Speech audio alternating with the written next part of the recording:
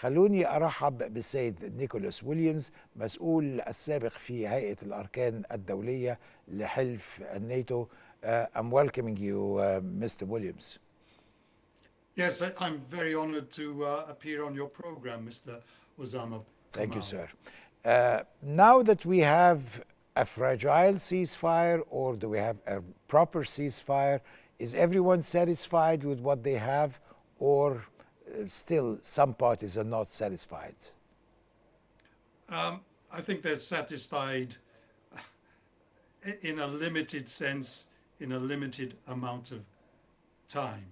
I don't think Iran and particularly Israel wanted to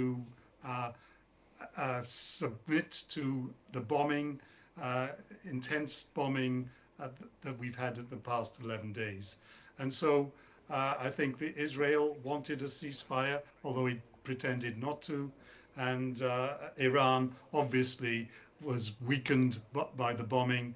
And so, and Trump is happy enough because he thinks he's brokered a deal and destroyed Iranian enrichment capabilities. So for a limited time, people are happy, but it's fragile and temporary, in my belief. Let me stop at that word you said. Trump thinks that he has brokered a ceasefire. I want to stop at the word thinks. Why did you say that? I said it because he, Mr. Trump is a real estate dealer. He believes that anything resembling a deal has to look like a real estate deal, which is fixed assets. But we're talking about the pride of nations, the safety of nations. And diplomacy cannot be conducted without writing, without written agreements about what all the parties expect. So he thinks he has a deal, but where is it in writing? Where is it? Who is committed to what in this deal? Right.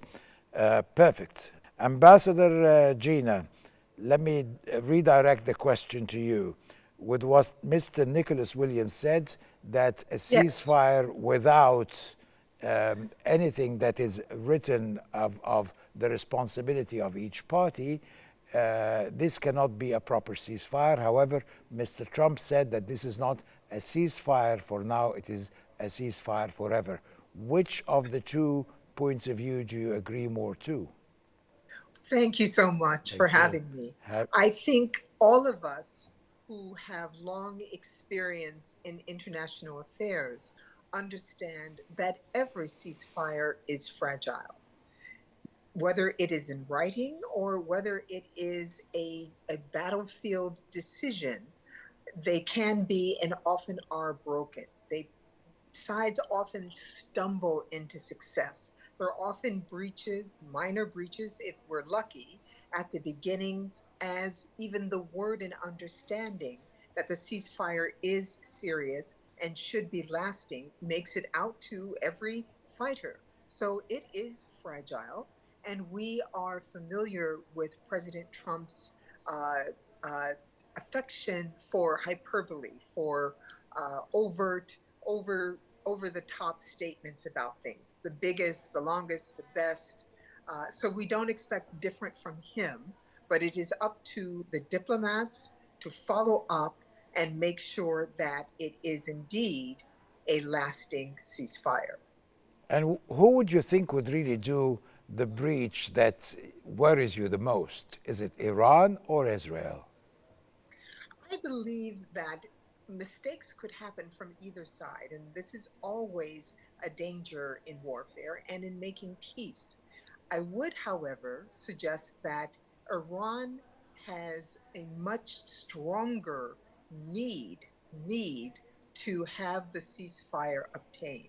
Israel, in the 12 days that it carried out attacks against Iran, was devastating in the impacts that it was able to have on the defenses of Iran, on some of the civilian targets, on top leadership, military leadership, scientific leadership, as well as, significant civilian casualties. Iran, of course, after years of sanctions, has a far weaker civilian and domestic infrastructure. They need peace. Israel needs it as well. It's constantly been at war with the vast majority of its neighbors for the last 2 years. Israelis also have a limit on how much they can take, but the war is very positive in Israel. The results have been a boon to Prime Minister Netanyahu, and so he has a little more space for continuing to fight than Iran does. Right. Ms. Kamal, I'm welcoming you here at the Hello. show. Thank you for being here. And let me ask you, from a European perspective, what has happened along 2 weeks? Is it alarming to Europe? Is Europe okay with what happened? Because we could see diverse points of view within Europe. Some, they say, yes, we want to put an end to the Iranian nuclear program. And some would say this is just bullying that's happening, and especially with what happened in terms of the bombing by the US of America. Yes, actually, I think this is quite right, because we are seeing here the crisis which poses severe and interconnected threats to global and European security, and this is how we perceive it in Europe as well. First of all, let's not forget this, that we still have diversion from Ukraine. It's critically diverse global attention and resources from the war in Ukraine, which is benefiting Russia and potentially prolonging that conflict as well. Moreover, we see this conflict from the context of energy insecurity. Extreme volatility in the Middle East directly threatens European energy suppliers, risking soaring energy prices and widespread economic disruption. We are afraid about amplified hybrid threats at the same time, because the chaos creates a fertile environment for disinformation campaigns and cyber attacks targeting Europe as well, which aim at exploiting division and undermine stability. More importantly, we are really afraid of escalated nuclear and terrorism risk. The nuclear proliferation risk and the potential for global nuclear conflict is more acute than ever, and the instability also provides fertile ground for resurgence of Daesh and other extremist groups, increasing the risk of terror attacks in Europe and another migratory crisis. That's the reason why in Europe we can experience re-evaluation of European security, which demands a shift in European strategic thinking, moving towards proactive, comprehensive security measures already starting, and resilient against diverse threats. Let's not forget as well that we are having tomorrow the NATO summit in Den Haag, which basically also is a theater of our, let's say, cooperation and compromise, and our various forms of our diplomatic efforts to end this conflict. Because let's not forget, this is not just about Iran and Israel and the United States. Let's not forget who are the neighbors of the Iran and Israel, who are also the countries where the United States are based. And we need to highlight that for us in the Europe, we are having a really important cooperation, and we are treating countries such as Qatar, Egypt, Turkey, Kuwait, and Saudi Arabia as our really key alliance, not only within the region, but more importantly, within the whole scope when it comes to the global security. And this humanitarian and civilian protector leadership, which coming from those countries, has to be reinforced by concrete actions from Europe. And this is crucially something which is not leaving our conversation here, because let's not forget as well that we are having a push. We need to face the push of any unimpeded humanitarian access to Gaza and to prepare for immediate robust aid delivery, which hopefully not include the sober contingency planning for radiological event like stockpile iodine tablets and post-nuclear treatment, as some European nations are already doing. Okay, let me please go to Mr. Nicholas Williams about this point. And Ms. Kamala Zarita was just talking about the stand of Europe and the fact that they are having those meetings tomorrow in Den Haag, and already President Trump has arrived in The Hague. So looking at it, and I want to take a look at the silence that we've seen from Russia, for example, which is a close ally to Iran. How do you interpret this silence? How do you interpret the fact that their air defense weapons have been struck so easily, and how this could be perceived in terms of the national pride of the Russians? Well, it's difficult to say, because all these talks and the talks between the um, Iranian foreign minister in Moscow a few days ago are not disclosed. But obviously, the Russians don't want a war in the Middle East, just as the Europeans don't, and also the Americans don't, a wider war. So I believe that the Russians would have advised the Iranians to be cautious and to play the long game. And I think that's what they are doing. And in terms of Russian equipment, it's not certain, because we don't actually know how many Russian air defense missiles were shot and destroyed. Compromised. And again, we only have the Iranian or the Israeli statistics or allegations or claims to go on. And personally, I believe that the damage to the Iranians was much less than it was reported, but the blow to their prestige was significantly more than was reported. All right, just one final question for you, because I know you have to run right now. So my final question to you, Mr. Williams, it's about the entire situation. As you said, the brokering of the United States by Mr. Trump, and the question that I had directed to Ambassador Winstanley, it's simply saying, who will breach? Because if the United States, as you said, did not want a war, Israel would not have moved a finger without the blessing of the United States in the first place. True that a lot of water has passed under the bridge in 2 weeks, but still the question remains, they had the blessings of Mr. Trump.